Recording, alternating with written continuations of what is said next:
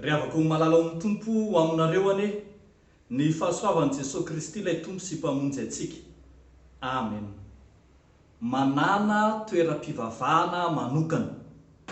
Manana toeram-pivavahana manokana. Zany no lesona lehibe omeny ty mofinainantsika ato amin'ny Matteo 4:20, ny andininy 4:30 hatramin'ny 4:70 ity. Mampahatsiaro antsika tamin'ny alakamisy masina voalohany i Jesosy sy ny mpianany tao Getsemane ity mofinaina ity. Rehefa tao Getsemane i Jesosy sy ny mpianany, nitokam-bavaka izy, efa fantany mialony amin'izay hisamborana azy, de tena tsy adinony Jesosy mihitsy ny nandalo tao Getsemane mba hitokam-bavaka. Efa fanaon Jesosy hatrizay ny nitokam-bavaka.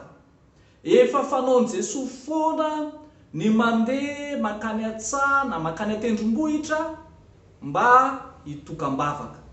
Ary eto fantatsika fa rehefa fantatry Jesosy fa ho mafy ny ady, de nataony Jesosy tsy ambany zavatra mihitsy, tsy nataony Jesosy ambany zavatra mihitsy ny fandehanana hitokana hivavaka. Eto fantany fa ho mafy ny ady, arak'izay voalaza eto de teneniny hoe fadiran'ovana loatra. Voalaza eto fa misotro ny kapoaka izy. Voalaza eto fa mandalo fakapana izy. Tena azo lazaina mihitsy fa nanomboka tao Getsemane ny azo fijaliany Jesosy. Tao Getsemane nanomboka ny adiny, ary tao Getsemane rahateo no nanomboka ny fanavotana izay nataony Jesosy Kristy. Tao Getsemane Jesosy de tsy nanao na inona afa-tsy nitarika ny mpianatra mba hitokana hivavaka.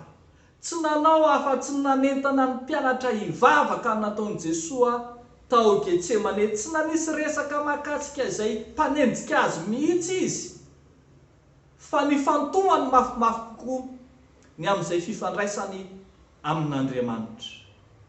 Riafako malala amin'ny tompo, mampianatra antsika izao tenin'Andriamanitra izao fa rehefa miatrika ady mafy isika, ady mafy mila miatra manainy, de mampianatra antsika Jesosy mifidiana toerana manokana kokoa anao, toerana ahafahanao mifandray kokoa amin'Andriamanitra, toerana hivavahana manokana. Rehefa mivavaka ianao riavako, ataovy manokana mihitsy ny toeram-pivavahana, aza fangaro amin'ny fatoriana. Indraindray ny olona sady eny ambony fandriana no mivavaka de resy toro azy ao. Indraindray eny am-pijerena tele de sady mijery tele no mivavaka. Indraindray eo anoloan'ny sakafo de sady alaim-panahy amin'ny sakafo no mivavaka. Ataovy manokana mihitsy ny toerana hivavahanao, hifandraisanao amin'Andriamanitra. Ary rehefa tojolana ihany koa ianao, aza dononao ny mandeha any am-piangonana, aza dononao ny makany amin'ny mpiangonana, ilay toerana fivavahana, ilay toerana izay fitadiavana sy fihaonana amin'Andriamanitra. Riavako mahereza mivavaka, mitokana amin'ny toerana manokana mivavaka araka ny tenin' Jesosy hoe ianao kosa raha mivavaka de midira amin'ny efitranonao mangingina mba ho fantatry ny rainareo ny vavaka izay ataonareo. Ary Andriamanitra izay mahita sy maheno amin'ny mangingina no mihaino ny vavaka izay ataontsika. Arak'izany, aza variana amin'ny olana isika, aza variana amin'ny zava-manahirana isika, fa mifantoha, mifandraisa tsy tapaka amin'Andriamanitra de hitanao fa hivany olanao. Ho an'Andriamanitra ny voninahitra. Amen. Hivavaka isika. Jesosy tsaronay Getsemane ilay toerana nampangorohoro loatra ny fanahinao. Tsaronay Getsemane izay nampianaranao anay hivavaka, eny hivavaka mafimafy kokoa aza. Tsaronay Getsemane ilay toeram-pivavahana ho anao Jesosy. Ahafahanao miatrika ny fahavalo, ahafahanao miatrika ny mpanenjika, ahafahanao miatrika ny ora izay tsy maintsy ho tonga azy. Ankehitriny izahay resy lahatra ny teninao ka dia mitodika aminao Andriamanitra, fa ao aminao no misy ny fiainana, ao aminao no misy ny fanantenana, ao aminao no misy ny fanavotana ho anay.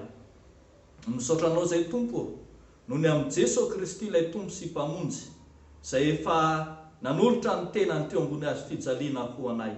Ho anao ny dera sy ny laza ary voninahitra mandrakizay. Amen.